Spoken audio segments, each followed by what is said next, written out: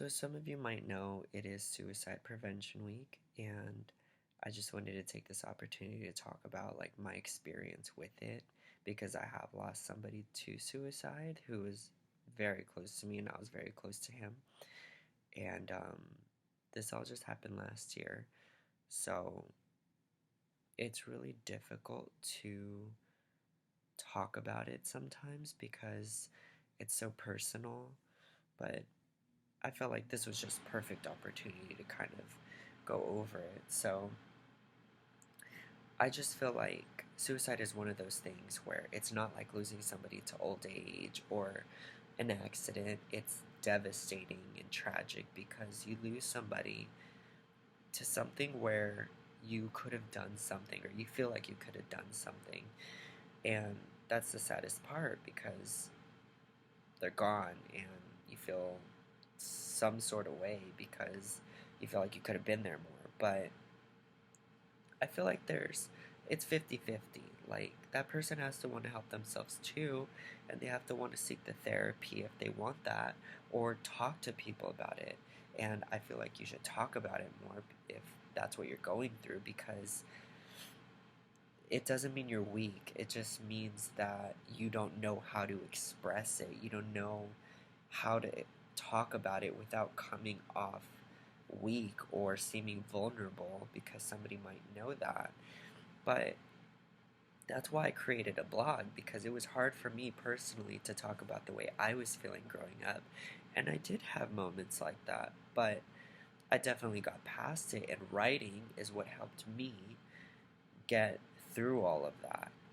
That's why I have my blog still, and I have talked about this when I did the American Foundation for Suicide Prevention Walk, and when I did my photography showcase, I donated the money that I made for that to the foundation itself, and I got my shirt like for raising $150, and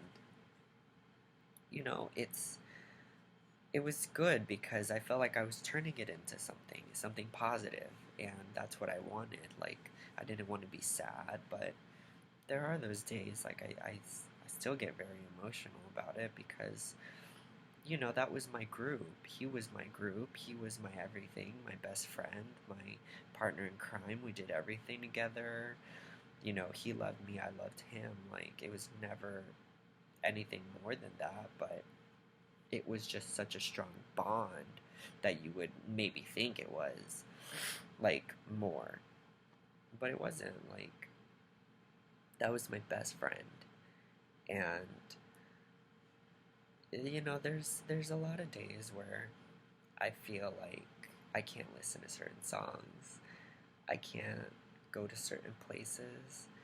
It's hard for me to sometimes talk about him just because I, you know, I get sad because I miss him and I feel alone still. Like, I know I have the awesomest friends, but there's always those friends that you have. Like, if they're not in relationships, they're hanging out with other groups or they've got their group. Like, I don't have that. So when he passed away, I felt that, and I still feel that. Like, I'm not saying I have bad friends. I'm just saying, like, that's somebody I connected with on every single level, that understood me on every single level.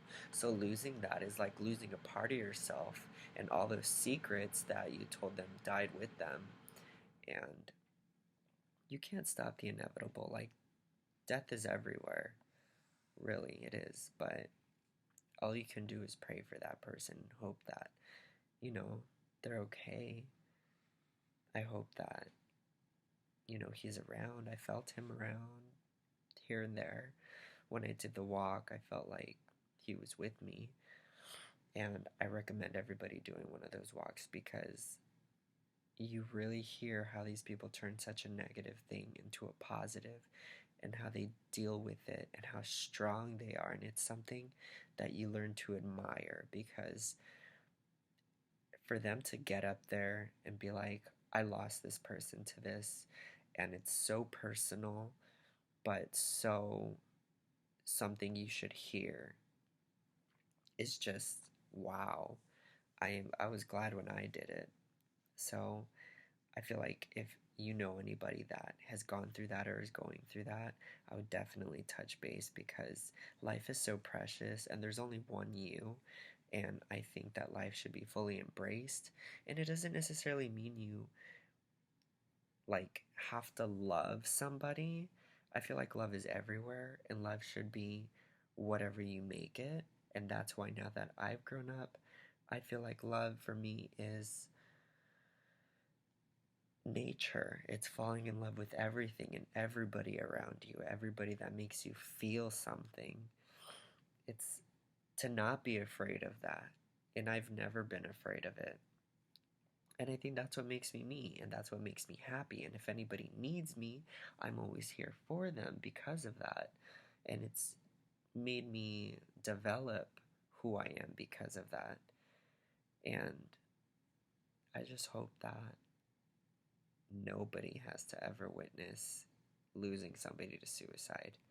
Even if it's a 5 minute talk, 10-minute talk, and you just let that person vent and talk to you so you can see what you can do for them, I think you should because I feel like this day and age, a lot of people are losing compassion and losing love because they're being so bitter, and social media has changed a lot, but it should never change you for who you are. And I'm not trying to sound like I know all of this, but this is my opinion, and this is what I'm going through and how I've dealt with it and how I'm still going through it. And